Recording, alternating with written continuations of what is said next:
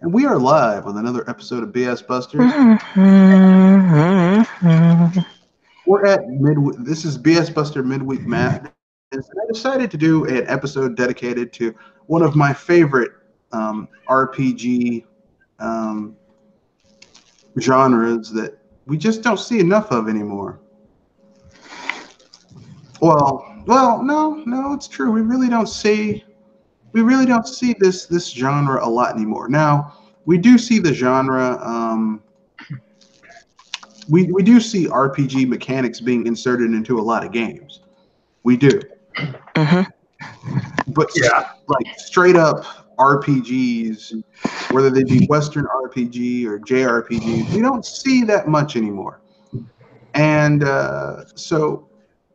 but before we get any further, let's introduce ourselves. Yeah, let's introduce ourselves. So who wants to go first? I think this is where we say, ladies and gentlemen, boys and girls of all ages, welcome to the BS Busters Lights. I'm Joe Ray Monstar, and if anything, we're going to roll some D20s. D20s, critical hits, exploitation that basically lets us destroy our enemies.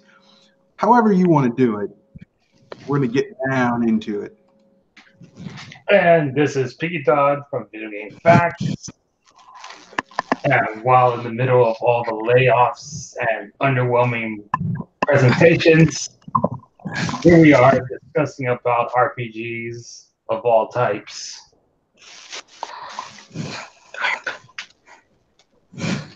Okay.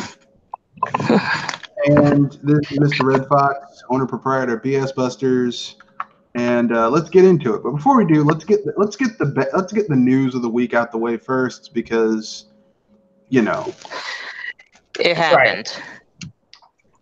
We could start with the biggest topic that came out this week: Sony's underwhelming showcase. We didn't really. Ouch. It was so bad that even Sony fans hated it. Really, I didn't consider that to be a digital. I thought that was a bootleg. To me, it was a bootleg Nintendo Direct, but done really bad, really badly.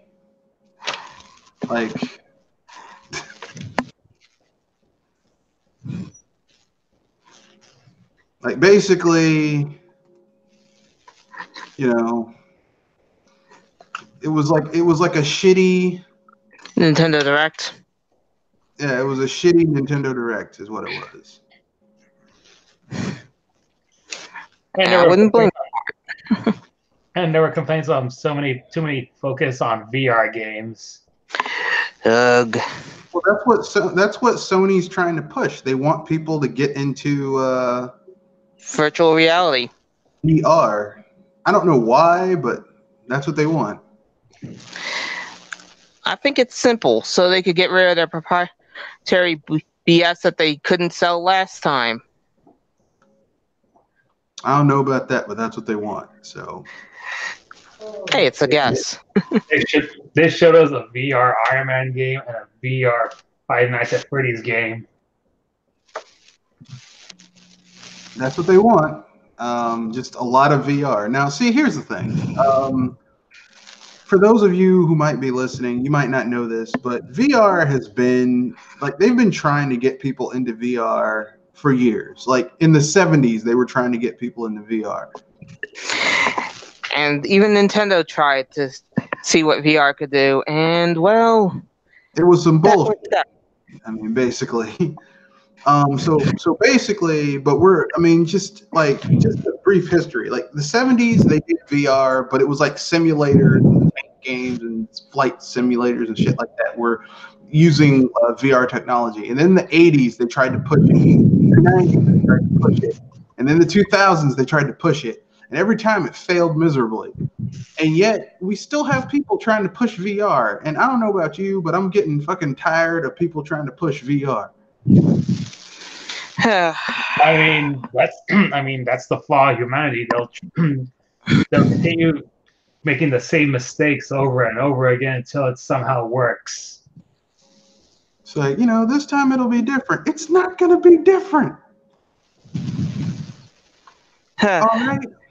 That's the thing that bugs me, because I'm just watching from the sidelines and seeing how they're trying to do this trapeze act, and every time they keep on kissing the grass.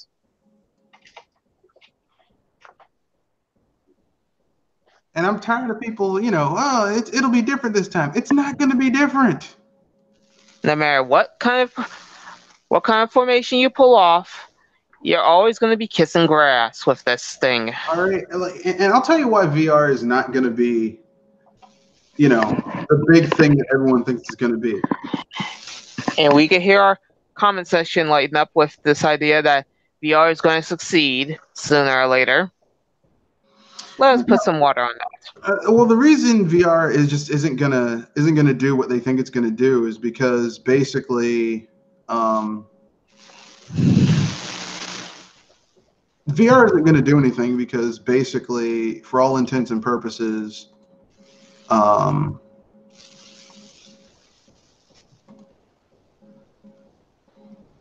like by the time anyone actually makes VR work, like it gets the technology to the point where VR is going to be like a pleasant experience. The next thing's going to come out that's going to kick VR's ass. And I could guess what that is. The Hollow Room. No, I don't know what it is. Like, I don't know what the future is going to be. I'm just saying that by the time they do all of that, the next thing is going to come out that's going to be better than VR. Right? It's kind of like this. Like right now, you can get a 3D TV that's glasses free, no hassle. But now the newest, like smart TVs, are more interesting than a 3D TV. You know what I mean? Mm-hmm. Like having a television that you don't have to have a separate box or anything, where you can stream Netflix. Some of them have a DVD/Blu-ray player on them, so you can watch your old shit, plus all your connections, so you can put your video games in there and everything. That's way more attractive than, oh man, I can watch this TV show that isn't supported in 3D without glasses. Okay. Mm-hmm. Innovation seems to always get in the way of something that's supposed to be quote unquote popular. Yeah. I mean, like I said, then again, there's such a thing as timeless that some people go for. That usually works better than trying to chase after fads. I hate fads. I hate people. I get tired of people always chasing fads. It is so annoying. And now with the internet, fads are ending quicker than usual, rather than a whole decade.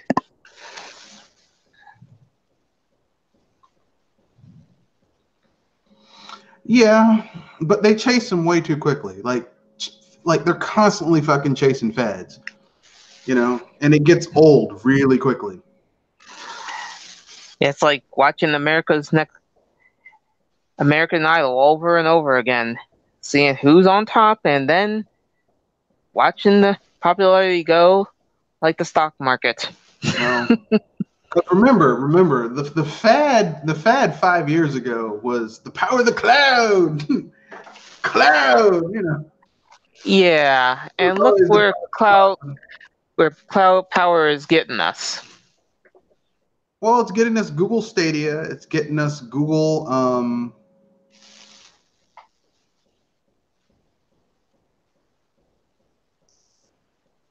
It's getting us Google.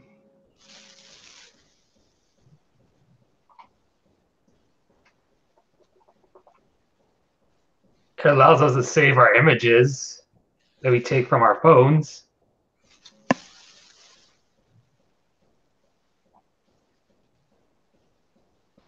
Well, I mean, like, here's the thing. I have nothing against people playing stuff like that. I'm not one of those people like, how dare they? How dare they do that? I don't care about shit like that. What bothers me is that people don't seem to understand that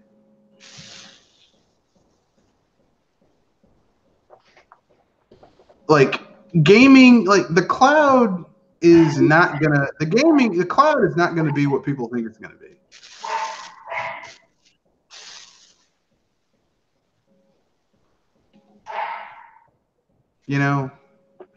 Yeah, it's like it's not gonna be going first person and doing a big adventure story that could take hours upon hours to play. Though, if anything, I probably would say get some eye protection or some eye drops for that kind of thing. It could be, but it's not, the cloud is not going to be what people think it's going to be. And if they keep on telling you, yeah, it's not going to be what you think it's going to be. Yeah, because right now cloud games look like that Syria game system, or what Microsoft is trying to pull off. I'm probably warmer than most of these people on the internet with that guess of what cloud computing is like. But that's just me. I know some people are going to get mad because people constantly get mad. I was about to say, there's always rage somewhere. But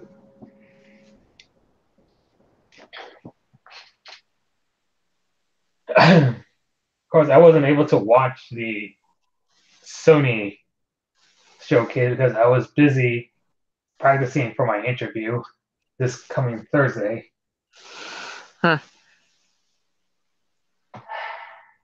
We'll ask what it is with the podcast. Yeah. So I was informed from one of our contributors that we didn't miss much.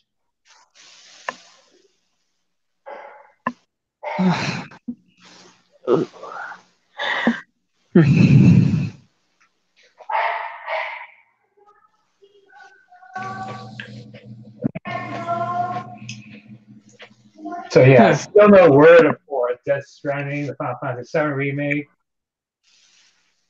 or Shenmue 3, but we did get a trailer for Days Gone, the other zombie game that people have pretty much forgotten about at this point. And I'm surprised that it is forgotten. I mean, seriously, these people keep on hyping the sheep up, and then it goes into the lost zone. And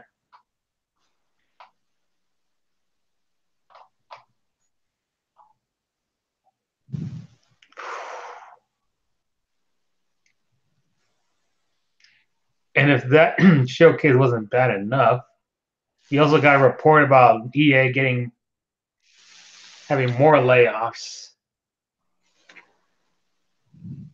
this week. Oh, fun. What's the number? 1,000? About 350 people in marketing, publishing, and analytics.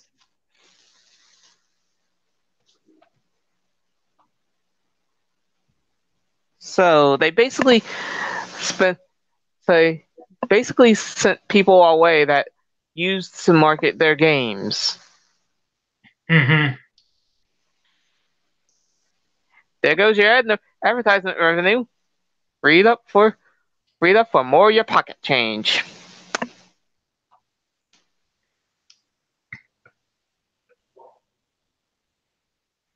Boy, if Red Fox was back here, he would have made yet another rant about how bad EA has gotten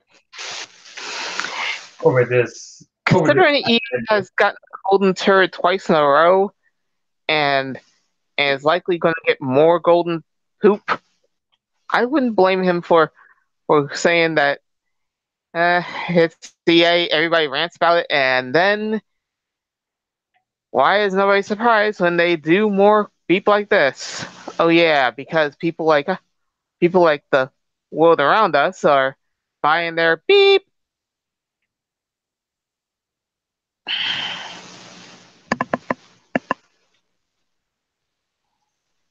Yeah, the layoffs seem to be coming from Russia and Japan.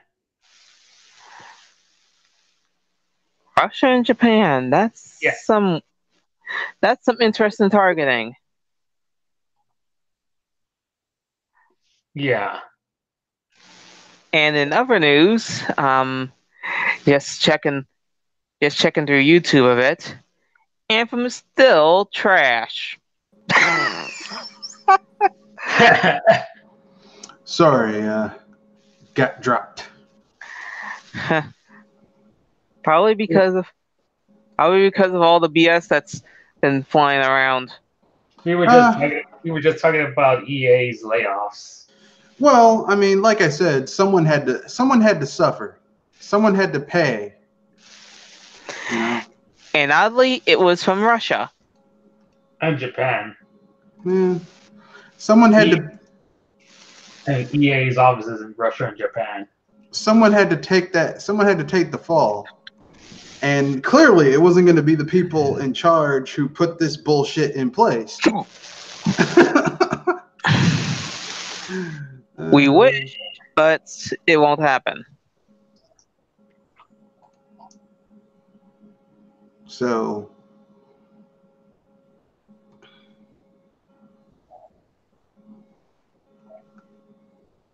you know, I wish things had gone better, but yeah. And just as you were coming back, I was making the comment in other news, Anthem is still trash. And no big surprise. no. It's kind of sad, but. And there's also one other special layoff from a different company, at least. All right. And it's Kenichiro Takaki, the creator of Seren Kagura. Though it's not technically a layoff. He just left by his own accord. Well, I mean, that's not a layoff then. That's him saying, "Fuck this shit, I'm out." And the reason why is probably going to make somebody laugh. I mean, he's leaving Marvelous Entertainment. And why is that?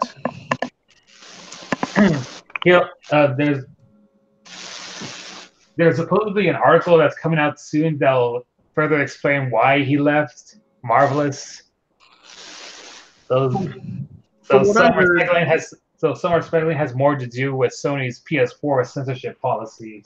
That doesn't make sense though, because like Marvelous makes games for a wide array of systems. Yeah. Like they don't just make games for like Sony, and if anything, I'm wondering who Marvelous is usually working for, because if they're bound under Sony, then I can hear there's some friction. Yeah, but that's the thing. Marvelous makes games for a lot of platforms. They make games for Nintendo. They make games for PC. They make games for like Sony. I think I'm going to see if they make games for the Microsoft systems. Well, update. It's true. There's an update, and Takaki has confirmed it is due to Sony's PS4 censorship policies. Okay, really? That seems like he's being a little bitch. I'm sorry. I was gonna say, you care to light this one up, because something tells me this is more worthy of a facepalm than what the heck is Sony doing. Like, okay, let me put it this way. Okay, Marvelous has made games for the Nintendo 3DS. All right, they've made games for the Wii. They are making games for the Nintendo Switch. They're making Daemon X Machina. They made Fate Extella. They made Peach Ball, Senran Kagura. They made Senran Kagura Reflections. They helped make Travis Strikes Again, No More Heroes, Fate Extella Link. They made games for the PS3, the PlayStation Portable, the Vita. Like I think the lion's share of their games have been on the PlayStation. But I mean, they've made other shit too. So I don't know why that was the straw that broke the camel's back. You get what I'm saying? Yeah. But it has more to do with the development of Senran Kagura 7-Eleven. 7 even. Well, I mean, which is yet to be released at this point. I mean, it's great that he just said fuck it and left, but I mean, over what is the reason why some people are just raising an eyebrow? Like, I'm like, why would you just leave like that? Whatever. Of course, he said he'll be back. He'll be back in Marvelous Entertainment, but as a producer for the future Senran Kagura games. Okay, so that's what happened. Of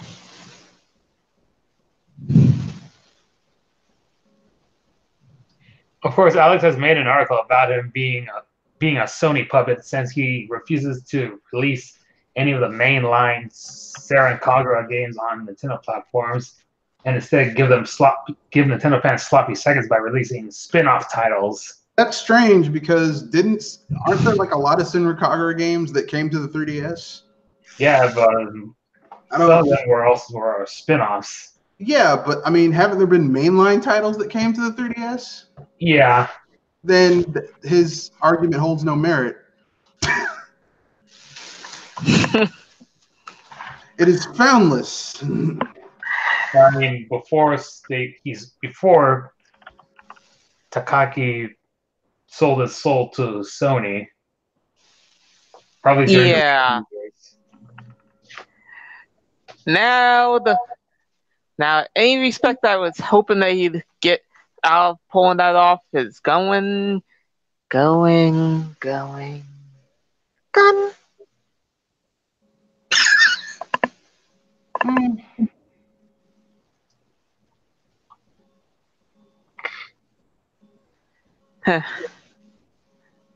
don't know.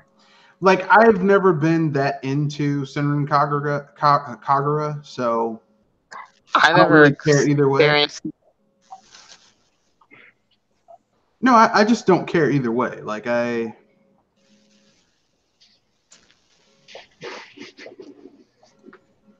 get you. I never, like, there's certain games they're like some guys like, I'm leaving. I don't care. Look, it's like that movie, The Fugitive, where the guy's like, I didn't kill my wife, and Tommy Lee Jones like, I don't care. like Takagi's like, I'm leaving. I don't care. I don't care. It was a one-armed man that killed my wife. I don't give a shit. Like, literally, I give zero fucks about whether or not zero fucks given. I was about to say, where's the song that we could use for this? Because Red Fox needs it for that kind of moment. I don't need a song. I'm just gonna say I'm gonna use the same line that was used in Friday, the first Friday, the best one.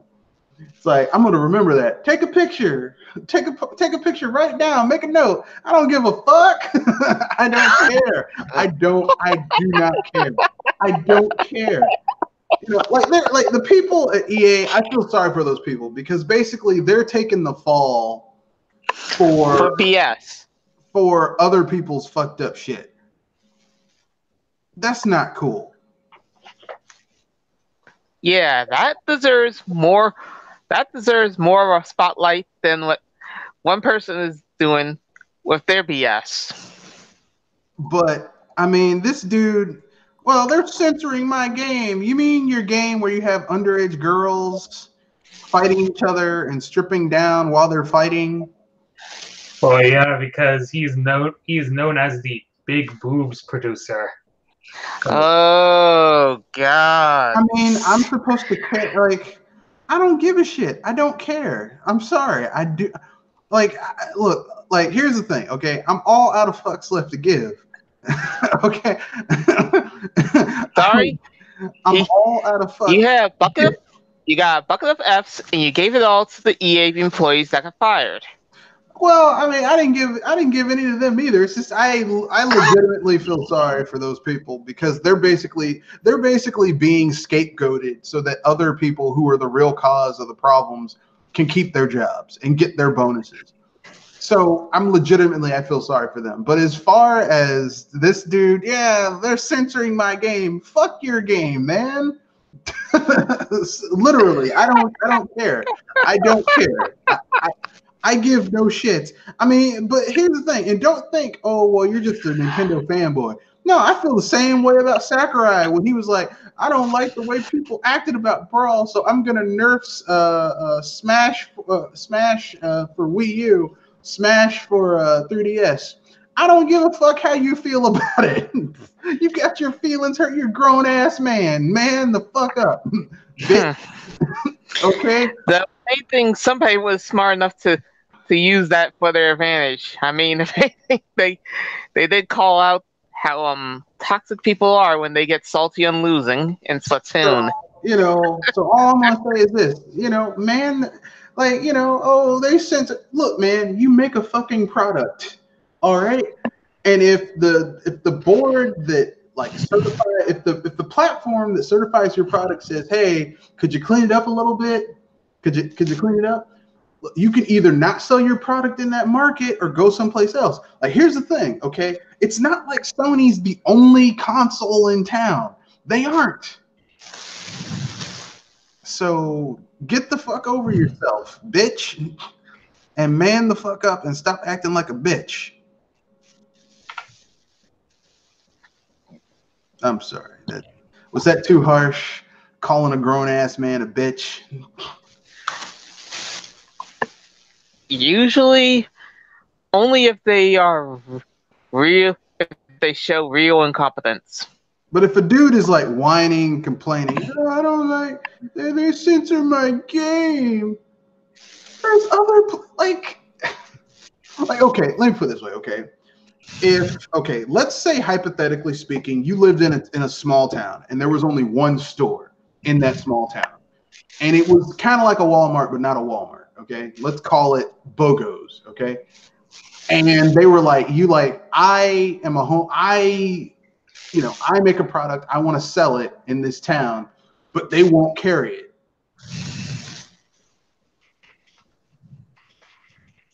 Like, so the fuck what? Like, I'm sorry, I just don't care. I'm sorry. I have no fucks left to give.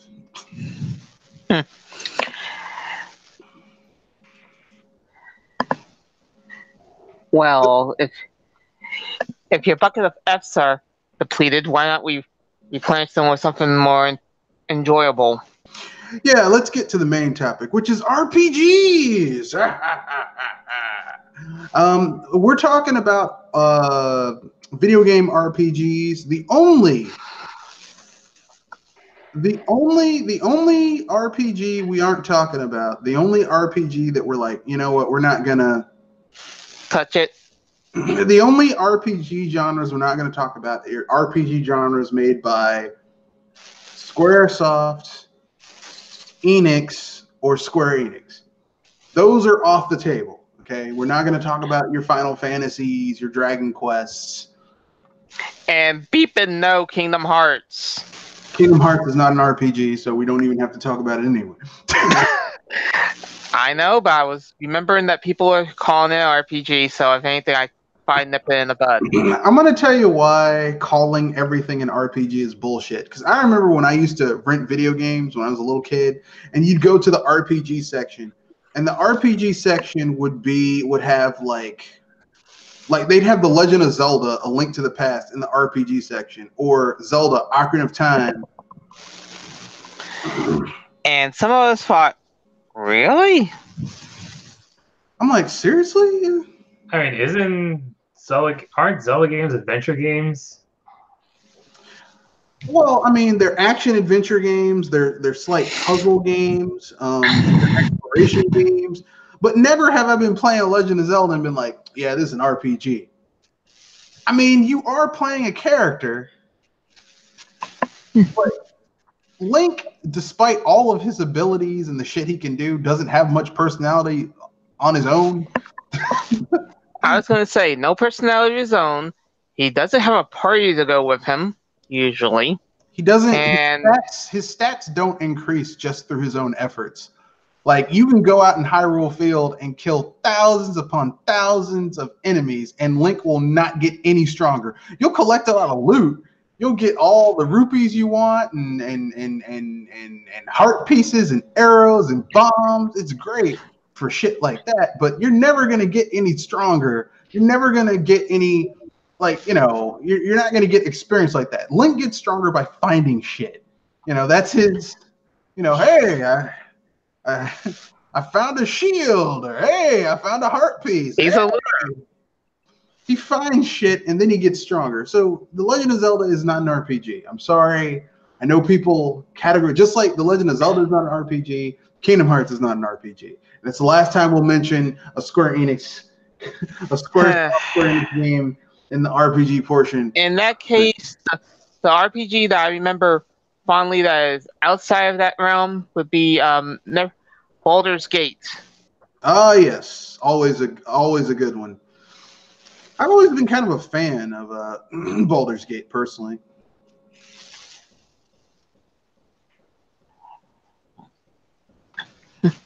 What is it about? It starts with you coming into town, getting your stars knocked in by the locals. Nice welcome, by the way. Yeah, they kick your ass, throw you in jail. Then you get out and have all your shit taken away from you, so you start from scratch. And you go on a grand adventure that leads you basically fighting a god. Yes.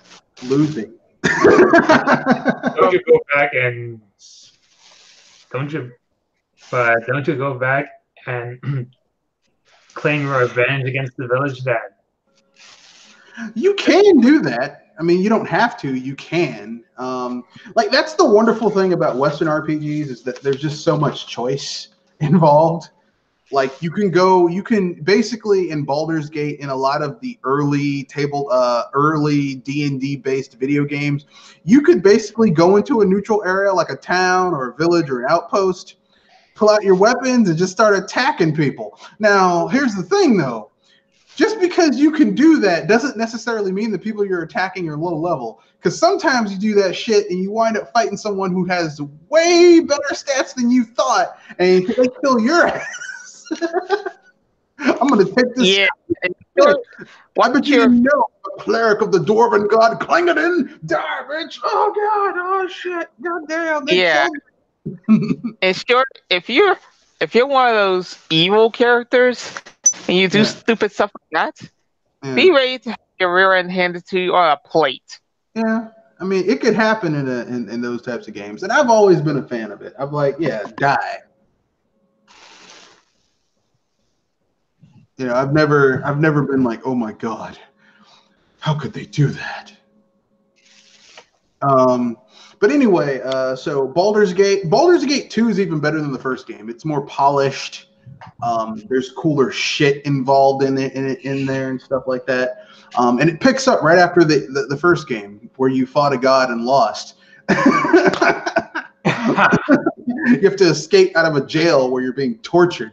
It's kind of fucked up in the beginning, but you get out and then it's time to get revenge. Like the first two Baldur's Gate games are one big huge, like together they're one big epic quest, which is fucking awesome.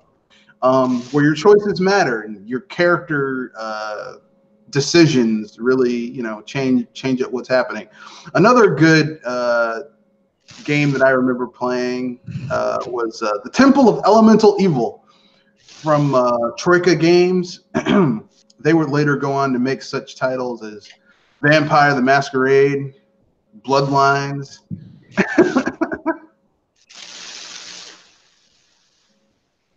So, as you can probably tell, I'm like really into this type of stuff. Let's see, what else? So any non-Square Enix, Squaresoft, Enix. I know I rolled one out, so Pinks. Yeah. Well, there's Quest 64. I remember only the beginning of it before dying to the first enemy I encountered. That is a tough game. That is a tough game to get into. But I'm gonna assuage the rotten memory of that game, because here's the thing: Quest 64 is not a good game. Okay, I was gonna say, whoever says it's a good game needs to have their I was gonna say they need to have their stats re-rolled. Here's the thing about Quest 64. Quest 64 is a new studio's first attempt to make an RPG on the N64. For a first attempt to make an RPG, it's actually not that bad. Like, if someone said, I have to admit that is actually not bad for a first shot. But yeah. Oh God, it shows how clearly it is a first try. Yeah, but here's the thing, okay? If you can get past the lack of RPG features in Quest 64, if you can get past the weird, well, actually the combat system is pretty good. Once you figure out how to. You think the combat system is that good? Well, because basically the way the combat system works in Quest 64 is it's turn-based, but like during your turn, you have like an area of a field of movement. An AoE? You can basically, not AoE, not area of effect, like a field of movement, like where you can go. And when the enemies attack you, like with a magic spell or something, basically you can move your character around and completely dodge that spell. So instead of like, oh, let me just take this hit and I'll, like, once you figure out how spells move, you can just completely cheese the game and completely dodge a lot of spells. Vice versa, you can also position yourself and cast one spell and hit multiple enemies with that one spell. So basically, the battle system, like, there's some really good ideas in that battle system. They weren't perfectly utilized because, like I said, that was their first game. But anyway, yeah, Quest 64, once you get past the battle system that's a little weird and stuff like that, but once you get past that, the final boss has really fucking great music. It's like your reward for getting past all the shit leading up to that boss. But the final boss music, I mean, it's like they were like, look, we know this game wasn't as good, but I swear the final boss music is going to make it worth it. Because the final boss music in Quest 64 is epic as fuck. And somebody's going to make the joke that that's where all the effort and the budget went for this game. Not really. I mean, the game is basically kind of like, it uses a lot of JRPG tropes. So, like, the final boss is this massive demon-like creature named Amon, and you basically have to fight him with your magic. And he casts spells and you cast spells. But there's a way to cheat and do massive amounts of damage to this boss and take him out relatively quickly. See, in the game, the magic system in Quest 64 works like this, for those of you who are listening. Basically, the magic in the game is divided into 4 distinct elements: earth, fire, wind, water. Water has your healing spells, fire has your like offensive based spells, earth is defense and like area effect spells that like hit a large area, and wind spells basically like augment your speed, and they also do like single target damage. So basically, like, there's this spell in the earth thing called Avalanche, which basically casts a series of large rocks from the sky to hit multiple enemies. But here's the thing. The main villain of the game, Amon, is this huge enemy, and he has a huge hitbox. And so when you cast Avalanche, if you do it right, you can hit him 5 a lot times. And here's the thing. Each rock hits for like 250, 300 to 350 damage. So basically you're doing at least 1,000, like almost 1,500 damage, between 12 and 1,500 damage every time you attack him with Avalanche. And you can take down his health relatively quickly while this epic music is playing and you're kicking his ass, which is fucking awesome. So, I mean, like, here's the thing. Quest 64, is it a good RPG? No, but if you can make it through the slog, it's actually not that bad. That's right. It's not that bad if you can get through it. And believe me, I've played worse RPGs than Quest 64.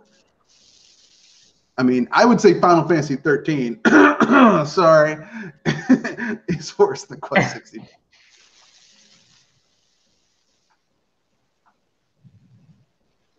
But anyway, let's see what else. Well, since Pinky brought up Quest 64, I will talk about the sequel. Well, the second game made by that studio, called Iden Chronicles: The First Mage. Never heard of that one. Well, I wouldn't say you're missing out. Iden Chronicles: The First Mage compared to Quest 64 is so much better. What I mean by this is Quest 64 only had one protagonist, and you really didn't level up in the classical sense. Instead, basically, you'd get stronger by doing things associated with that. So you want your strength to go up, hit enemies with your staff. You wanted your magic to go up, use magic spells based on that element. So you want your earth magic to go up, use earth spells. You want your water magic to go up, use water spells. And you could also find elemental spirits that you could put into one of these elements to make them more powerful. But there were only so many spirits and not enough to level up all your skills through just finding spirits. So you had to do it the other way by actually using magic a lot. If you want your health to go up, take damage and heal yourself. If you want your speed to go up, dodge attacks. Well, Iden Chronicles: The First Mage threw all that shit away. Basically, Iden Chronicles: The First Mage took the system from Quest 64 and made it make a lot more sense. Basically, you know how in D&D 4th edition, you basically had the miniature set, Jewel? Mm-hmm. Well, it basically takes that concept, except it's not on a grid. Basically, you have the area of movement, but you can flank enemies. You can, like, one of the coolest things in Iden Chronicles: The First Mage was putting 2 tanks to tangle up an enemy and then have your thief run around the back and just stab the shit out of him multiple times with a knife. It was ridiculous. Or having your naming magic mage, who name magic seems really useless on the surface. It's like, all I do is just, lower enemy stats. But here was a cool thing you could do in the game, which was actually pretty damn awesome. Once your magic ranked up enough, the spells got really powerful. So let's say you were facing a group of ogres, which normally hit really hard and do massive amounts of damage. They got meat. So what if you cast the naming spell Stupidity that's at rank 8, 9, 10 on really stupid enemies? They get so stupid, they forget to breathe and they die. Like, I'm sorry. Did I hear that right? Yeah, you cast Stupidity on them and they die because they're too dumb to breathe.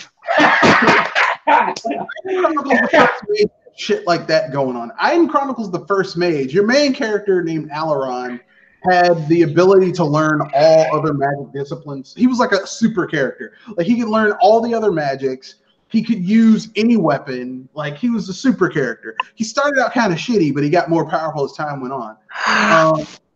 So, like, basically, the game was ridiculous. The game was, and I mean, yes, it wasn't the prettiest looking game, but I would take Iden Chronicles: The First Mage over what was on the PlayStation any old day in the 5th gen.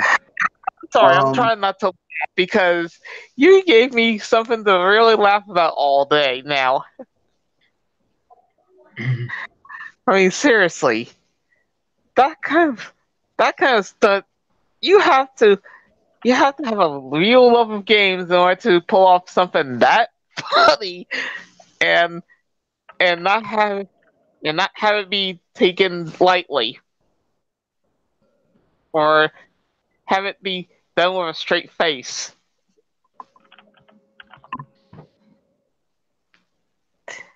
So, you know. But anyway, yeah, it's hilarious to me. It's hilarious that Square. It's And hilarious. this is from a mage. And this is from a mage that went from paper to platinum, I think. Yeah, all I'm saying is this, okay? Any game that lets me cast stupidity on enemies that make them so stupid that they instantly die, that is a pretty damn good RPG. Like I remember I was in a podcast once and the guy was like, yeah, Iron Chronicles the First Mage is a bad RPG. Well, how much did you play of it? Oh, I only played like 10, 15 minutes. RPGs are one of the few genres of games where you cannot tell if an RPG is good or not just by playing it for like an hour. Really. I'm sorry. Did I hear that right? Yeah.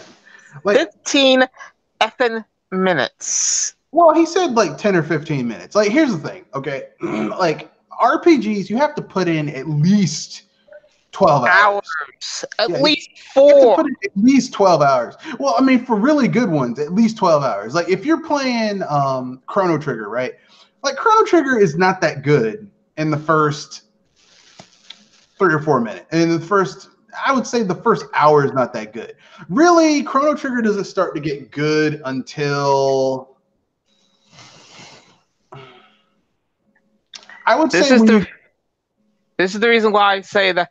I mean, this is the reason why I have Beyond Level 1, because beyond the first boss is where the meat of the game is. When you go, Chrono Trigger starts to get good when you get to like really good. Like it shows glimmers of promise, like when you go to the Minoria Cathedral and rescue the princess and all that shit. I mean, the real queen, all that cool stuff. But really, it doesn't start to get good until you do the jailbreak and you fight against the dragon tank.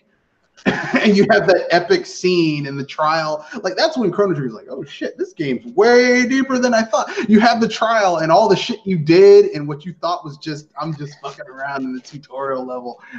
Like, they're like, yeah, this man ate my lunch. This man stole my lunch money. It's like, god damn, they saw all the shit I did.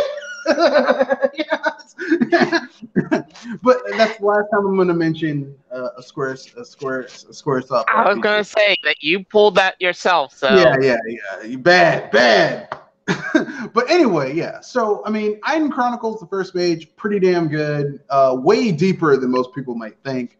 And it's a 5th gen RPG on the N64, and it's actually good. Now, here's the thing: the graphics aren't great. They aren't. Graphically, it's kind of ugly, but if you can get past that, and you should, because RPGs are not about graphics.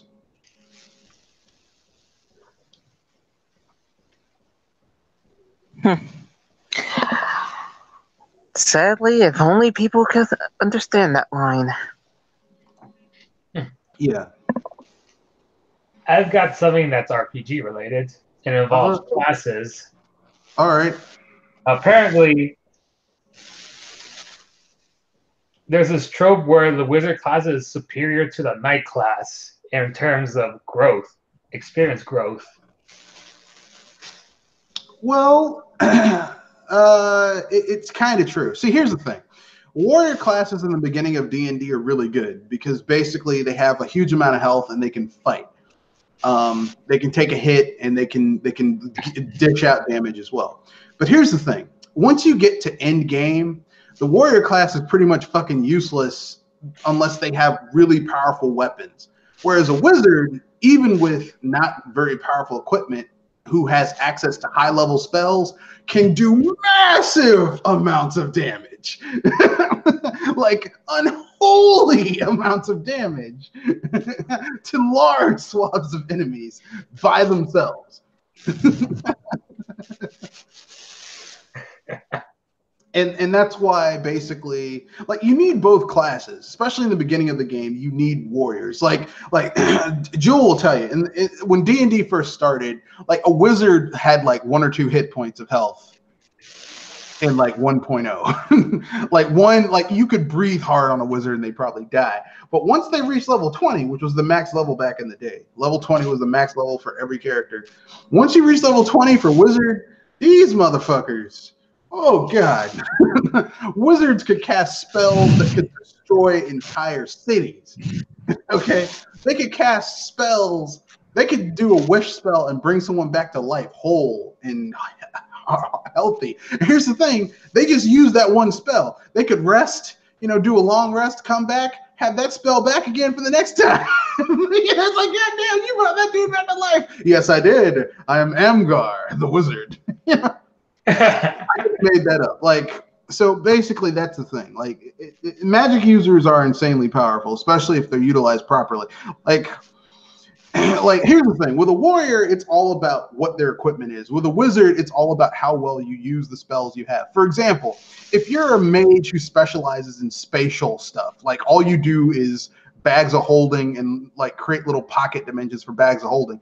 But imagine what would happen if a wizard who's really good at creating bags of holding was able to create a bag of holding in a monster's stomach that didn't recognize that the stomach is the container. So it just started pulling that monster from the inside into that bag of holding, pulping it into a bloody mess. And is it true that a wizard that's handicapped to only one type of spell is a weak wizard? Not necessarily. Joel, you there? Yeah, I'm still here. I'm trying to keep from laughing at times, but yeah. Well, not really, no. Because basically in D&D, you can have a wizard who specializes in one school of magic and just refines one spell to the point where they're it could ungodly. Take down an entire group of monsters in one shot if done right. If they know how to do it. You could have a wizard who only knows 4 magic spells, but refines those 4 spells to the point where they discover entirely new and interesting ways to use those spells. Your only limit with a magic user, whether it be a wizard, a sorcerer, any of those, any magic user, the only limit to a magic user is how well they can think using their magic. A warrior is limited by their equipment and their stats. In short, if they got plenty of strength and constitution, they could at least pull off some impressive feats of agility and maneuverability to cleave opponents in two. But why cleave in two when you could watch them all burn, freeze, fizzle out, or just drop some stone on them? Yeah, and that's just basic magic spells. I'm not talking about magicians who specialize in teleportation, and their attack is that they literally teleport people into a plane where they can't exist, and they just die. And then bring back the corpse and get their equipment and sell it. That's the type of shit you can do in D&D. I was gonna say, just warp them into space. That's a lot easier to grab them from space than from out of a plane of no existence. Well, some monsters that doesn't work because they don't need air to breathe. So you send them into space like a rock monster, like a golem or a rock monster. That's not going to do shit because they don't. I mean, for some opponents. I was just wondering if there's some type of nerf on the wizard class, like type charts. Well, the nerf for wizards is that they start out really fucking weak.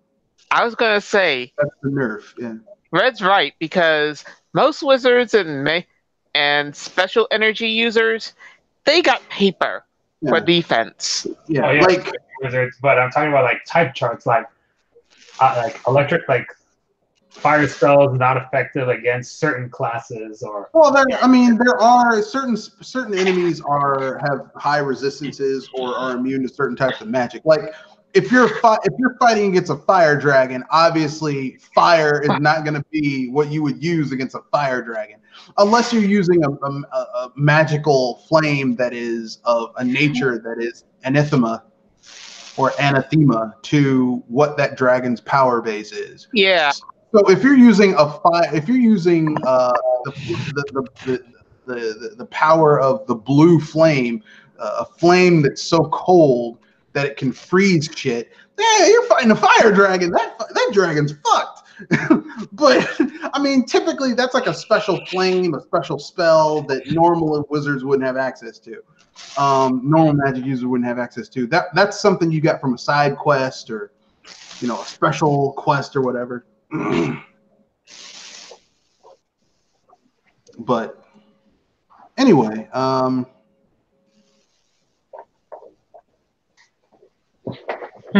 We've only got 5 minutes until we can wrap this podcast up.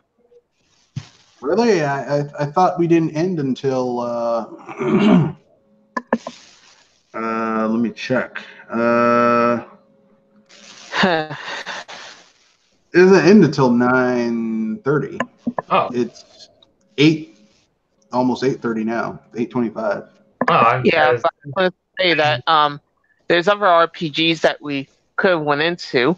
Oh, yeah, we've got time to do that right now. We could go back to talking about other JRPGs that we remember. Yeah, the only RPGs we weren't talking about was Square Enix RPGs, but aside from that, everything else is open. So, I mean, what else? What other RPGs do you want to talk about? We're celebrating RPGs. Go for it. I'm trying to remember the name of that RPG that was on the Sega Master System. Shining Force. Yeah, because I remember from the Angry Video Game Nerds review of it. Shining Force or East. All right, let me look it up.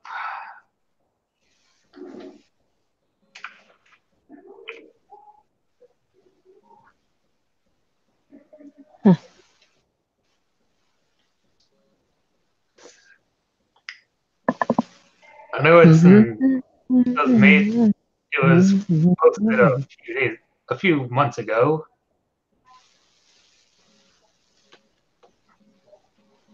East, which is just an awesome name, by the way. Is Deadly Towers a RPG? Deadly Tower? Not familiar with it. I mean, look, to be honest with you, my remembrance of Sega RPGs is like I know the big ones. I don't know the more obscure ones. Like I know Phantasy Star. I know Sword of Vermilion. I know Shining in Darkness. I know Shining Force 1 and 2. I know the shitty Shining Force spinoffs for the Game Gear. I know Golden Axe, the Legend, which is kind of like a Legend of Zelda clone. A shitty one for the Master System. I was gonna say, who in their right mind would consider Golden Axe an RPG? But then you reminded me, they tried it. Now, the sad thing is that Golden Axe could be a fucking awesome RPG. Like all you'd have to do is just have a party instead of you playing as individual characters. Have a party of Golden Axe characters, and you go around fighting enemies in like turn-based RPG type battles. Yeah, I mean they got it almost set up for that idea on a silver plate. Yeah, you go to towns, you get money. On the name of it, it's Hide Light. Hide Light is pretty shitty. it's a shitty RPG. I've also played Virtual Hide Light, which is in virtual 3D. It's where they use live actors like Mortal Kombat. Yeah. Oh god, that is a hard game to play, man. I was trying to not facepalm because that sounded so unreal.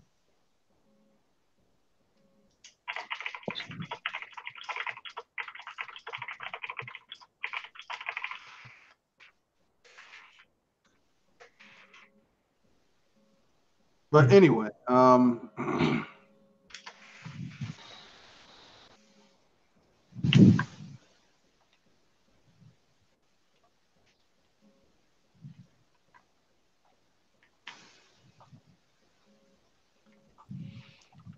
Let's see the next RPG.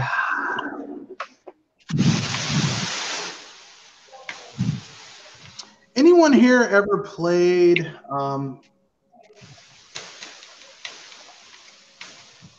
Monica Mia, Alchemist of Alrevis? Nope.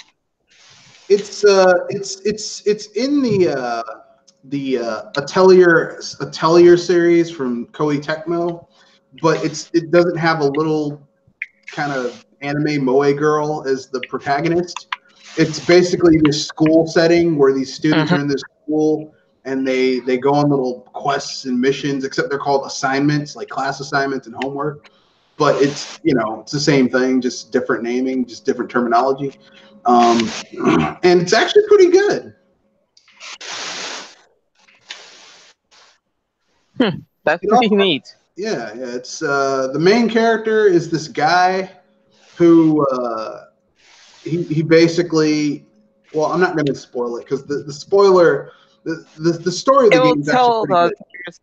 Yeah. It'll tell the entire thing if it's spoiled out, right? But it's pretty good. It's a pretty good game. The sequel's not quite as good as the first game. But overall, it's still pretty good. The entire Atelier series up until the PS3 era, where they started making it about little girls doing shit. I just, I'm not really into certain scenarios. Yeah, I'm not into it.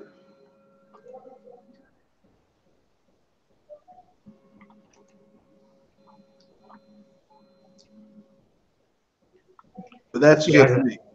Has HAL Laboratory made an RPG before? I think they have. Let me look it up. Because I think they have. HAL Laboratory RPG.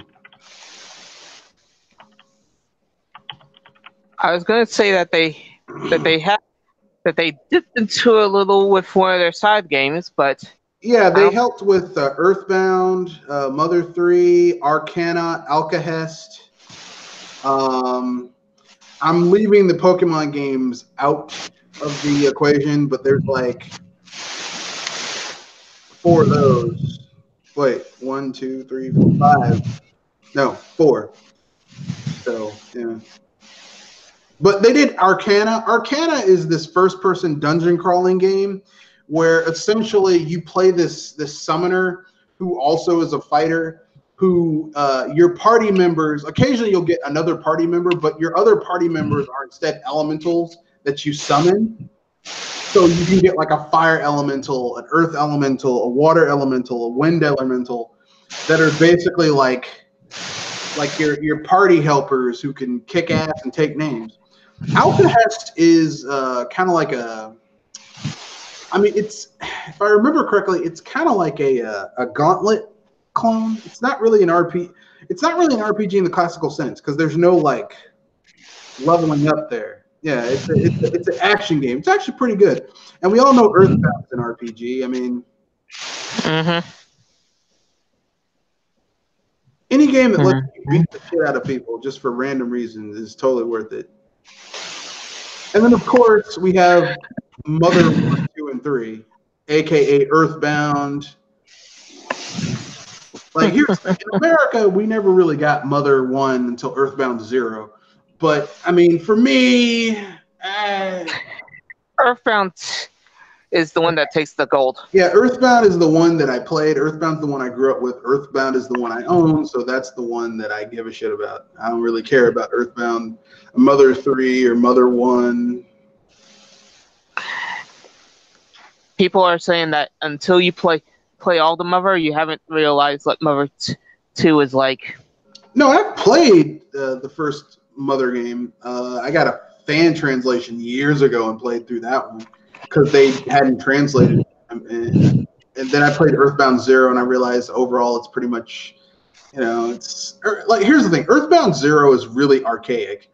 Really archaic, really hard to get through. Not because the game itself is hard, but because like the combat system, the menu system, it's just like,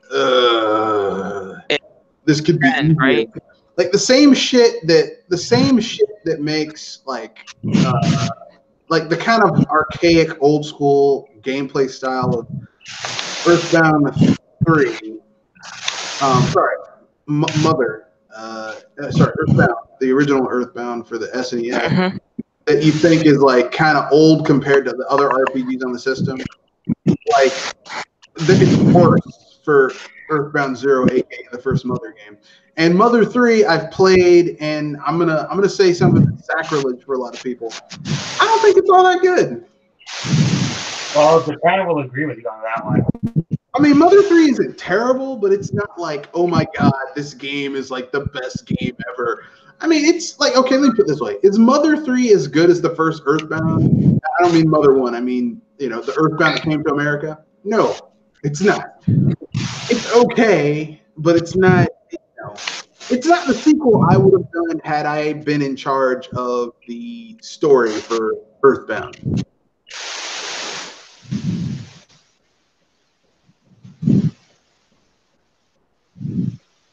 Which I can understand on that. Me personally, I would have continued with the same characters, except now they're adults, and I would have done something kind of like It. You know how It's like a 2-part series where it's like them as kids. So as kids, they save the world from Gygas and Pokey. Then as adults, they're gonna save the world again, except now it's just Pokey. Like that's the. Well, that sounds like your own problem then, because you wanted the sequel to be more like your own personal fan fiction. Well, I mean, it's not fan fiction because I haven't written anything. I'm just saying, to me, that makes a lot more sense. Because here's the thing: I'm an American. I didn't play Mother 3 until like years after it came out. I didn't play the first Mother until years after it came out. So, for someone who's in America who never played, like for the average American consumer who never played the original Mother, never played Mother 3, we don't know anything. Like we have no concept of reference for those two games. So I mean, even if you release Mother 3 here in America, like you're like, who the fuck is this? The only thing that's in common with Mother 3 and Earthbound is that the main villain is Pokey, aka Porky, depending on how you do the translation. AKA the most annoying beeping little kid around. AKA the Eric Cartman of video games. I don't even give Porky. I think Porky is more badass than Eric Cartman, because Eric Cartman is just the only problem with Eric Cartman is that no one ever kicked his ass. Like really just beat the shit out of him. Like really, it would be cool if they got Jimmy from that episode Cripple Fights.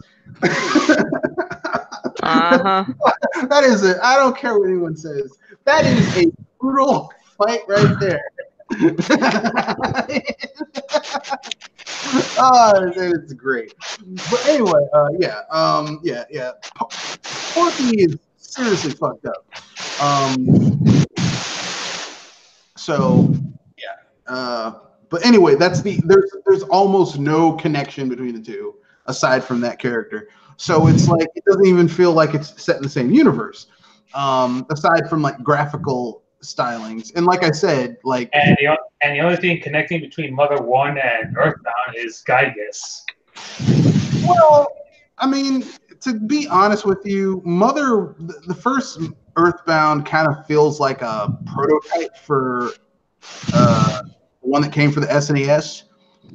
Like it has like the characters look the same. Like Nestor looks like Ness. Paula's in there. Jeff's in there. Pooh's in there.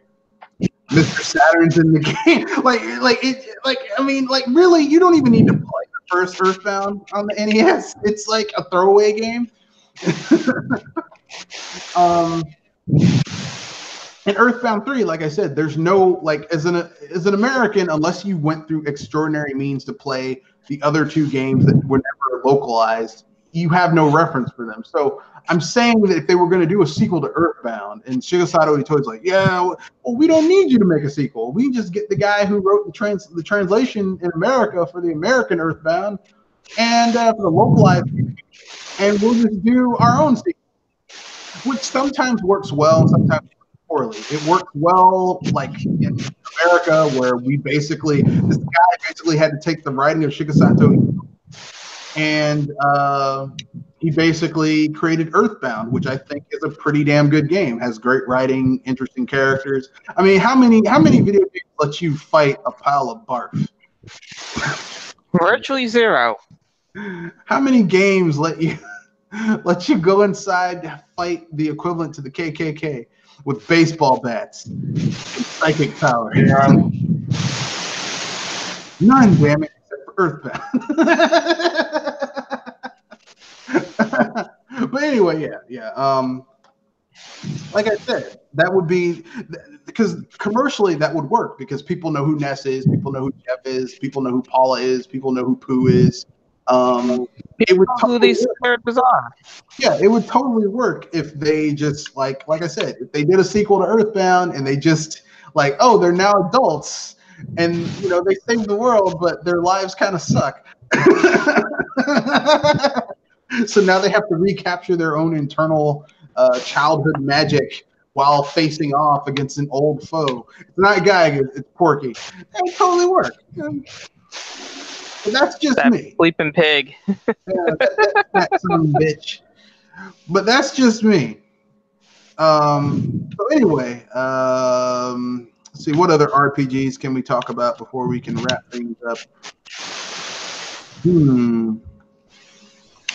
Oh, I got a good RPG for you guys. Anyone here ever heard of the Legend of Zelda killer that was marketed as the Legend of Zelda killer, Dark Cloud? The name sounds familiar, but not the gameplay. Yeah, Dark Cloud is made by Level 5, and it's basically a randomized, it's a roguelike action-adventure game. The reason I'm talking about it is because it is a really fun game. You beat the shit out of people. You kick their ass.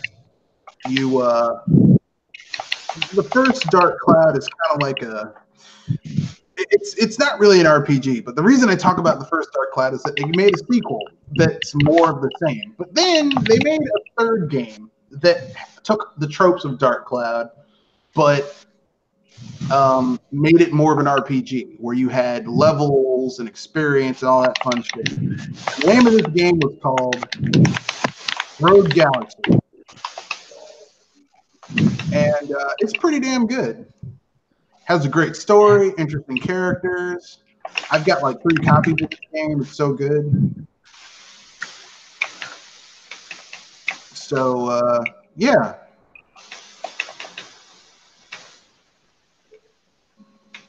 That's it. So, anyone else have any other RPGs they want to bring up before we wrap things up? That aren't Final Fantasy or Dragon Quest. Or Dragon Quest or Square Enix owned. We can talk about Lufia. We can talk about Breath of Fire. Breath of Fire! Fire!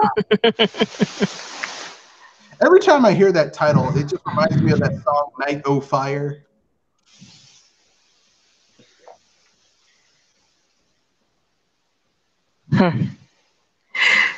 And we're not talking about Breath of Fire 5 because, let's just be serious, that just blew chunks.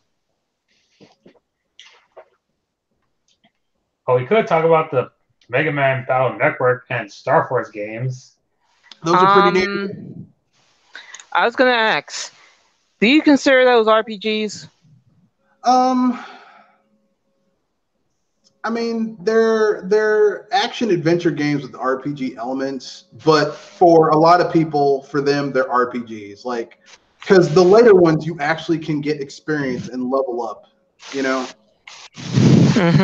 Transform into different forms depending on what attacks you use. So it has more RPG things. The only thing is you don't control a party, but fuck it, you can't have everything. You can't have everything. It's a one-man army. Yeah, I mean, personally speaking, I like I got a Mega Man RPG for your ass. This is gonna shock you. Oh, is it Mega Man X Command? Yeah. No, I was gonna say, I thought you were gonna aim for the Mega Man that was on the GameCube. Yeah, that's the one. It's Mega Man X Command. Ah.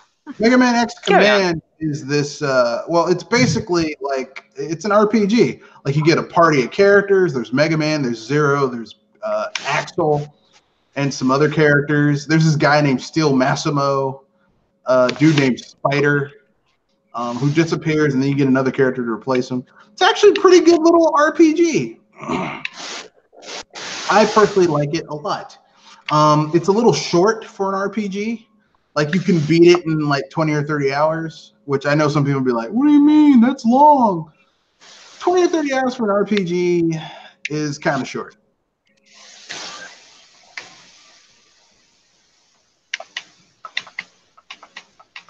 A little kind of meh. Yeah. RPG should be longer. Because it's an interesting world you're in. And there's a nice little secret in the game where you can fight your way down into the basement of the city, and you fight this enemy who uses Hadouken, an Annihilator Hadouken, which does massive damage and wipes out your party unless you're high leveled and you have the right medals equipped. But yeah, the game is overall pretty good. If you're a Mega Man fan, I would recommend it for people who get tired of the, disappearing platforms, all that shit. Pretty good. I'm trying to remember if some Call Me Johnny said he didn't like it in his review of it. Man, and you act like I give a fuck what some Call Me Johnny said. Yes, I do. I don't. I give no fucks about whether or not someone likes a game that I like, or if they dislike a game that I like, or if they like a game that I dislike. Here's the thing. At the end of the day, you can only like what you like. Yeah, you can. It's kind of like this, right? If you're dating a girl that's ugly, who cares that she's ugly? I mean, if you like her and she's making you happy, then good for you. That's how I feel about games. If you play a game and you like it, even if other people might say that game sucks, as long as you enjoy it, that's good. Now, you don't get now if you get a game and people told you the game is bad and then you play it and you realize it's bad, but you bought it anyway, you don't get to complain to people about how bad it is when people told you it was bad. But if you like something just because you like it, even though other people might not like it, then fuck them. If they don't, you like what you like.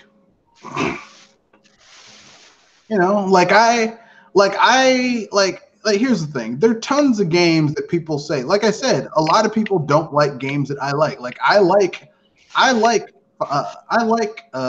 Quest 64. I'm not saying it's good, but I like it. I like Ogre Battle 64. I like Dark Cloud. I think Dark Cloud is pretty good. I think the sequel, while it is graphically a better looking game than the first Dark Cloud, Dark Cloud 2 has way too much shit going on. It's not there's too many gameplay systems going on. It's almost too much.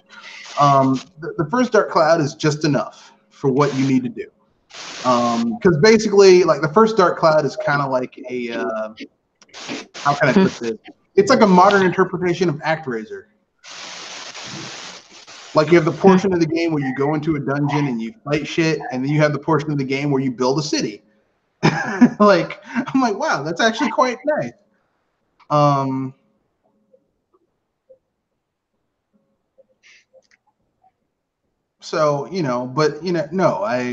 Unfortunately, whether or not some Call Me Johnny likes a game that I like, I don't give a shit. I can't be worried about what other people like if they don't like what I like, because if you build your life on what other people say about shit versus your own opinions, you'll go insane trying to measure up to other people's ideas. And I mean, life is hard enough just trying to get your own shit straight, much less worrying about other people's opinions about things. You'll go insane. Well, it's too late because I'm already down the rabbit hole. for years now. Yeah, man, you can't do that. You can't be worried about what YouTube personalities and what other people. This game is trash, and you go to a specialized website where people talk about how, why, when, in various descriptive ways, telling you how this game is shit. You can't do that, because if you do that, you'll go insane. You'll because life is hard enough just trying to get your own shit straight than worrying about other people. At least that's what I've discovered.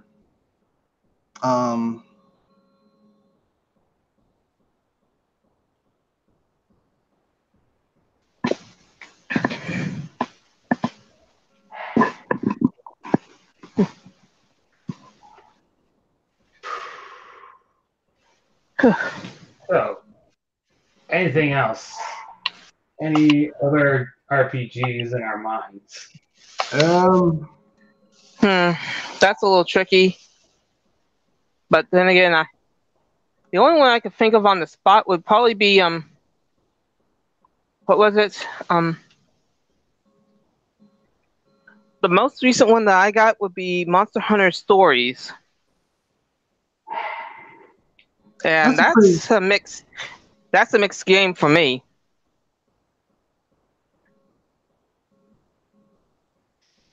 It was a pretty good game. I'm still waiting for those amiibos to come out overseas. For Monster Hunter Stories, at least.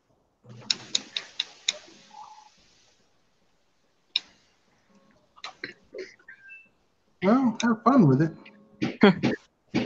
Yeah, because if anything, we know that the day that happens is when, well, ice becomes plentiful in Hades.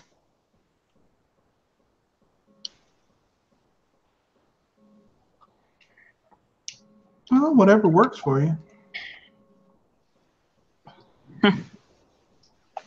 But let's see. I'll leave you guys with one last RPG that I think everyone should get their hands on if they get a chance. How's it going, Kenochi? Pretty good. How are you? We're just about to hit the ending. Yeah, you came in at the end, but like they like to say about Jesus and God all the time, you call on God. He might not be there when you want him, but he's always there on time. But basically, we were gonna leave off with one last RPG, and this is a simple RPG that I think everyone could get their hands on, and it's $5 this week on PC. You can go on GOG and get it. What game is this? Vampire the Masquerade. $5. $5. The second one's supposed to be coming out next year. Yeah. I'm not too wild about that art style, though. I know what they were doing. They're like, well, this is a modern interpretation of the art style they were going for in the original. The problem is that the original had kind of like exaggerated facial features, kind of like the Outer Worlds art style. Yeah. So I don't know why they're trying to go so fucking realistic for a vampire. I hope they have Jeanette in this game, because Jeanette was hot as hell. It's like, man, I know people say vampires are cold-blooded predators, but there is one Jeanette's RPG that came up on my mind, but it's fan-made, but it's more fan-made than official. Go ahead. What is it? Shut Up and Jam. Oh, yeah, I played that game. Barkley, Shut Up and Jam. Yep. Yeah, Charles Barkley. It's so random too, because it's like Charles Barkley, not Michael Jordan. Charles Barkley. It would be like making a football game starring Ben Roethlisberger. Ben Roethlisberger. The quest for the Vince Lombardi trophy. That's rich. Well, he's got two of them, so it's not like. And supposedly it takes place in the same universe as Space Jam.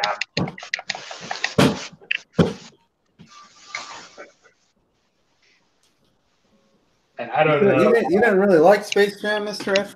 You didn't think it was a good movie? No, I did not think it was Space Jam. Well, it's got quirks. I think.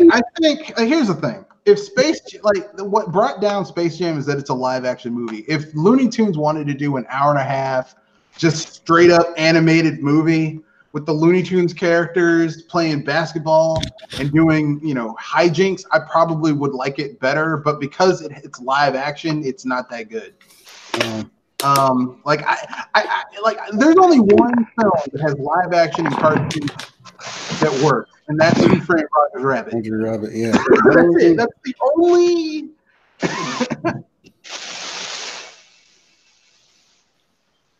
and maybe this new Pokemon movie. Hey, Detective Pikachu. We'll see how that rolls.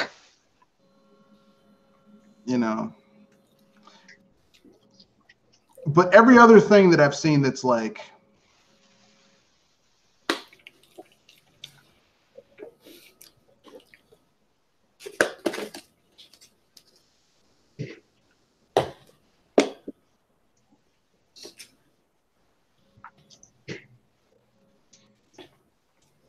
I don't think we've talked about Deltarune. What? I don't think we've talked about Deltarune in any of our podcasts before, have we? Don't. Deltarune, never heard of it. Not going to talk about it. I've never heard of it. That's bullshit game right there. Deltarune is basically a sequel to Undertale, but currently in its first chapter, and all the other chapters are coming later. Well, did you guys talk about Terra Enigma? So it's Did you guys talk about Terra Enigma? No, we did not, because we were trying to stay away. The one rule was that we weren't going to talk about anything Square Enix or Square Enix. Terra Enigma, I mean, it's part of the Quintet trilogy. Quintet's now defunct, but it's owned. The rights to it are owned by Enix. So, it's a good game, though. Yeah, I saw a review on it. I was like, man, I might get that game through less than legal manners. Yeah, I mean that's the only way you can get it unless you get a repro cart. And I mean, I'm one of those people that got a repro cart, and I can tell you right now, Terra Enigma is that good though. Like instead of getting Terra Enigma, we got which is instead of getting instead of getting Secret of Mana 3, we got or Terra Enigma, we got fucking Secret of Evermore, which is not terrible. It's just not Seiken Densetsu 3, Yeah. Is that what Terra Enigma is? Seiken Densetsu? No. Terra Enigma is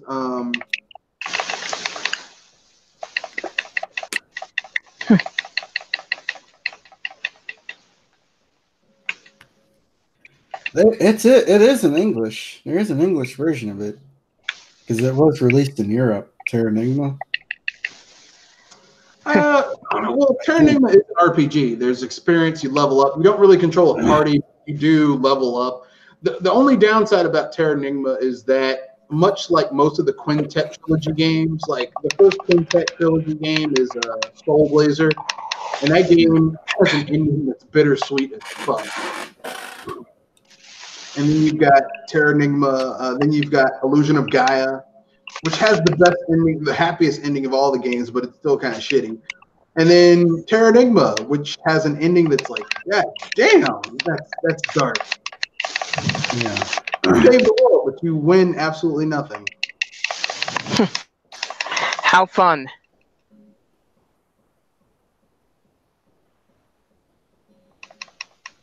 Did you guys talk about Suikoden 2 then? We did not talk about Suikoden. Yeah, that's a game I started playing a couple of years ago. I'm gonna have to replay it because I stopped playing it for some reason. But that's a pretty decent game too. It was made at the time before Konami lost their damn minds. The entire Suikoden series is pretty damn good, except for the last two games, like the last two like weird spin-off games. Suikoden Theocrats. That's actually pretty good. I mean, Suikoden overall is a pretty good series. It's not perfect, but it's pretty damn good. The only downside is, like, if you want the best ending for those games, you want to get all 108 stars, and that's a motherfucker. It's one of those RPGs where, damn, I need to have the player guide for this. So it's you guys probably talked about Bait and Kato stuff. Yes, we did. A lot. Yeah, I told everyone that I loved the first Bait and Katos, and the sequel kind of sucked. Yeah. Yeah, I was like, yeah, I'm not.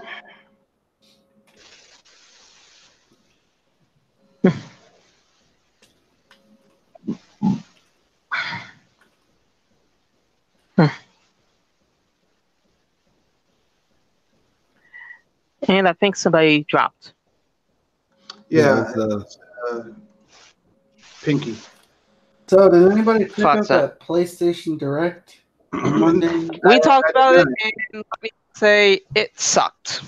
Oh, there's nothing noteworthy they announced because I forgot. I just realized Unless that happened today. you count VR, nope. No. I don't know if the PlayStation 5 is even going to be a console.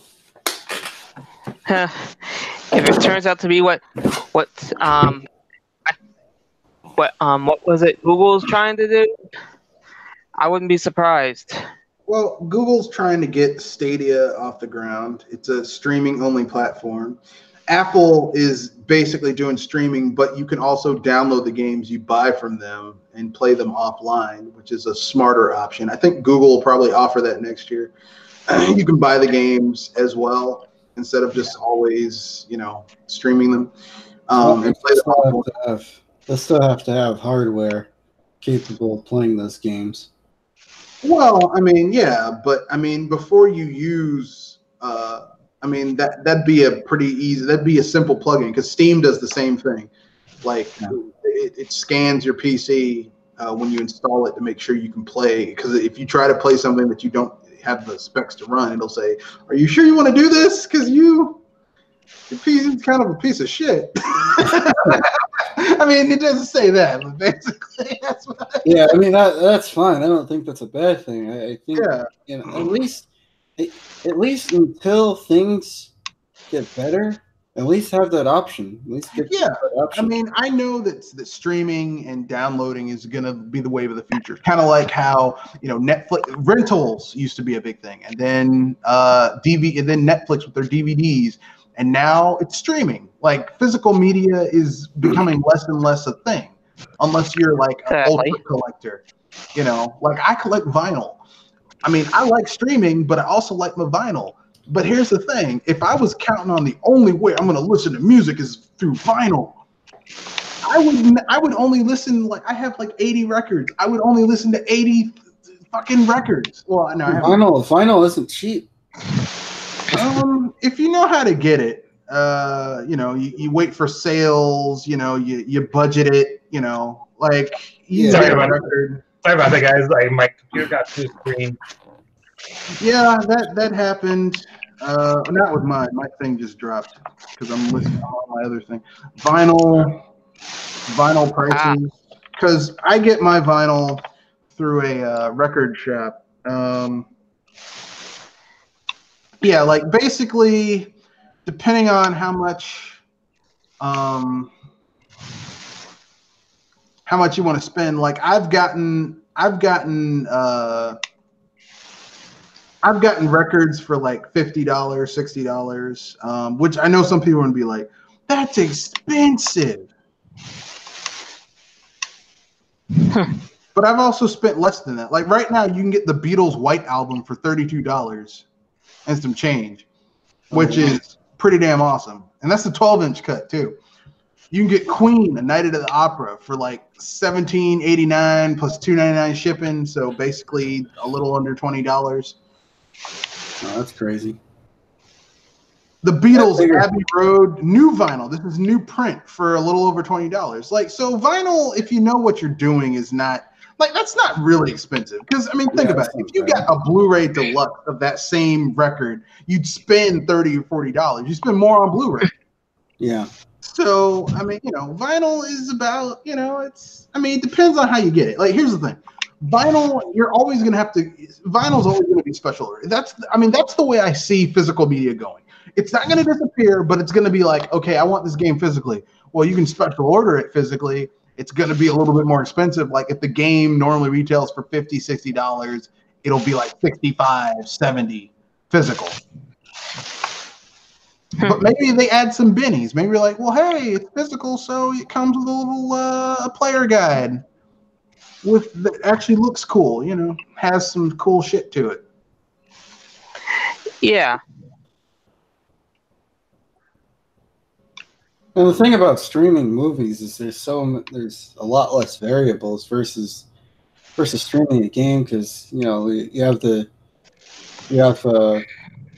end user, the client pushing, putting inputs, and then the server has to catch up. Yeah. Right away. Well, from what I understand from Google, basically the way they're doing it is the game's on their server, but then they're using a lot of micro actions in the buffer using the AMD technology to basically shorten that lag to a certain point. The thing is, you still need a really good internet connection in order to pull it off. And from what I've seen, like what I did of Stadia, tested for Assassin's Creed Odyssey, it worked out okay. But I know some people, not everyone's gonna have the same thing. It depends on your connection. If you have a shitty connection or just barely good enough, this is not for you.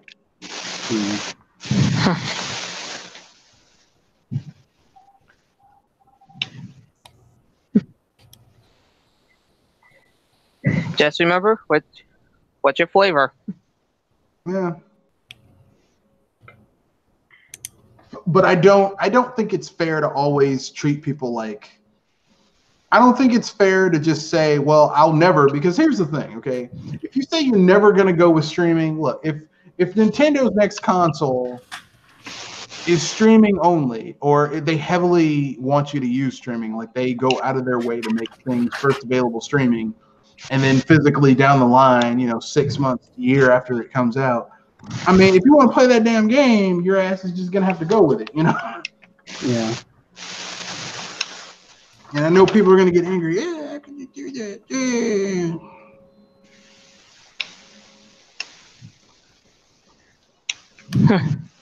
But anyway, that's just how I feel. I think we've exhausted it. Anyone will have a quick topic they want to bring up before we wrap things up? Cash money. What do you guys think of the Epic Game Store? Have you guys, any of you used it extensively at all, or? I might use it for the Outer Worlds. Keyword. Might. Yeah, might. Like if the Outer Worlds is still coming to GOG, then I'll get it on GOG. Yeah. Because I don't here's the thing. I have had my account hacked on the Epic Game Store, and I frankly don't want my information to get out like that. You know what I mean? Yeah.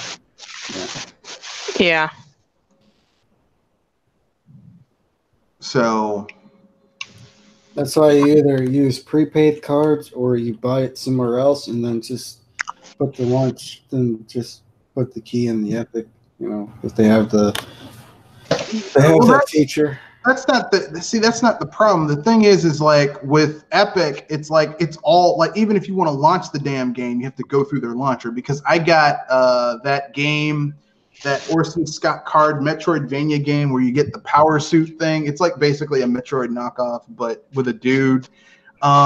I got that game for free on the Epic before it was the Epic Game Store, and it's a nice game. But every time you want to launch it, you got to go through their launcher, unless you go through this convoluted backdoor thing where you can download it and have it on your PC.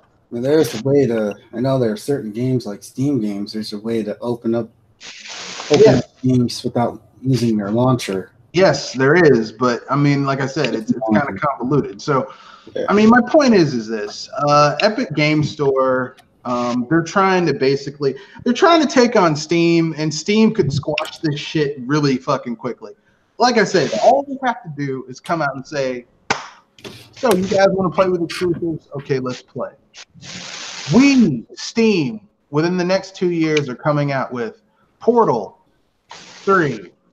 Left 4 Dead 3. All they have to do is count to 3. 3 games, and maybe Counter-Strike 3. They 4 games. They announced 4 games that people have wanted for years, and actually get some decent developers behind it. It's done, and they say it's exclusive to the Steam store for the first 3 years, and then we'll put them on consoles after that. I guarantee the Epic Store is fucked. Because here's the thing. No matter what anyone says, the Epic Store, all they have right now is Fortnite. Yeah, their deals probably aren't very good either. I mean, all they've got is Fortnite. And the Epic Store has a few games that they've bought exclusivity for, but they have nothing else that's really awesome going on. Whereas Steam, whether you hate it or love it, has a huge volume of games. Yeah, maybe too many games. Yeah, but here's the thing. I would rather go to a store that has a large selection that I have to search through than a store that only has 5 fucking products. Yeah. You know, if you went to a grocery store, you went to their vegetable section, their produce section, and all they had are potatoes, cabbage. Yeah, in defense of Steam, if you're the only game in town, and that's the only place where people have to put their games, it's like how are we gonna? Well, I mean, how are we gonna quality control all of that? Well, I mean, I don't mean that. I mean just like, despite all that, Steam does have a huge library. I mean, they're like Walmart. I mean, I know people hate Walmart, but if you go to Walmart, they do have a large inventory. You know, it's like if I'm going to go to a store, I'd rather go to one that has a large inventory than one that only offers 5 products. Yeah. Unless you have a Costco. Yeah, but even Costco has a large inventory. I mean, I know, because whenever I go to Costco and I'm like, man, I'm just getting toilet paper and some paper plates and some cheese, because they have really good deals on their cheese. And then I always, like, as I'm on my way out, I'm like, I'm gonna get a slice of pizza and a berry smoothie. So we get a pack of water bottles. No, I mean, their water is really cheap though. But no, I get water because I get water delivered to my house, and every 2 months they drop off like one of those big, huge things of water. So I have tons of water at my house, water bottles. But yeah, it's insane. But anyway, yeah, I think the Epic Gaming Store is like, I think that they're going about this the wrong way. If they were really serious, they would do partnerships and say, well, it's exclusive to the store for a month. It's exclusive to the store. It's going to come here and it's going to have some exclusive content. This bullshit where they're like, where games literally, like here's the thing. That Metro Exodus shit was bullshit because people had literally pre-ordered that game on Steam, paid for it. And, I mean, that's bullshit. And this bullshit where people have games that people crowdfunded and then they pulled it from Steam and put it on the Metro store. Look, I understand this shit's about money. Okay, they're trying to get paid, and I know these people are running a business. I understand that, but there's something called a sunk cost, where okay, you don't do it with this game, you do it with your next game, because your game is going to get publicity and it's going to sell well, and probably not as well if it was the only dog in town, like on the Epic store where there's like no competition, because it's a very small store, but. You know. Anyway, yeah. I'm not like I'm very hesitant to go with the game store because of how they've been going about their business, because it's shady as fuck, you know. Yeah, like you're you're likely going to get some BS from that kind of deal than some quality. Yeah. And I don't like shady business practices. Yeah. Sadly. It's the reason why I very rarely shop at Walmart. Yes, I very rarely shop at Walmart. Like, the only time I shop at Walmart is if that's the only place that has it, or like I'm desperate and I don't feel like going someplace closer. You know what I mean? Mm-hmm. Like, most of the time, I do a lot of my shopping at Wegmans, which is close to me. Shoppers, Safeway, Giant, any place but Walmart. Because first of all, Walmart lies. They're always like, yeah, we're cheaper than everyone else. If you go to Walmart and you actually price test stuff, a lot of times they're not cheaper than a dedicated grocery store. Plus, I'm going to tell you right now, never get groceries from a Walmart. They're expensive. No, their groceries are not nearly as like their produce is shitty. Like, it's terrible. Their groceries are kind of expensive, and they're not quality. Like, their meat's not good. And if you're wondering, I actually tried the pizza from that place. It's not too bad, but it could have been better. Oh well. I'll tell you something that's shocking. My local Wegmans, their pizza, for a place that's situated in New York, their pizza is not good. It's weird. But their bagels are good though. Like, you get there early in the morning when they just take them out of the oven. They're like freshly made. Oh man, it's the best. You get some egg and cheese, some egg, bacon, and cheese bialy, which are a bagel without the hole in it, and you get that, and you slice it thin, and I put it in my toaster at a 10, so that they get nice and they get toasty, but not like really brown. And then I put some salmon cream cheese on it. Really good. I just eat that like a sandwich and have it for breakfast. And I've got to stop talking about food right now because it's making me hungry for tomorrow. Okay, then. So, anyone else have anything you want to pick out before we wrap things up? All right. I'm good. So, if anything, take us away. All right. So, this is Mr. Red Fox speaking, and we talked about mostly just RPGs. Occasionally we went off into tangents and other things, but mostly this was all about RPGs. Join us Saturday where we will be talking about such fun things as, well, the rest of the news of the week. And I guess we can devote more time to this Epic Game Store bullshit. And that's just what it is. Bullshit.